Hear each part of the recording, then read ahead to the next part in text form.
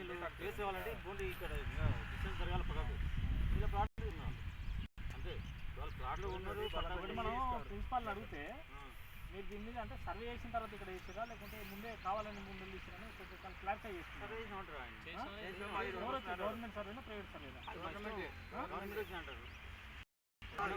కూడా కాలేజీ కంటే ముందా మన ప్లాట్లు కాలేజీ తర్వాత ఒకవేళ సర్వే చేస్తారు, సర్వే చేసి సంబంధిత ప్లాట్ల యజమానులకు నోటీస్ ఇవ్వాలి. ఎందుకు ఇవ్వాలి?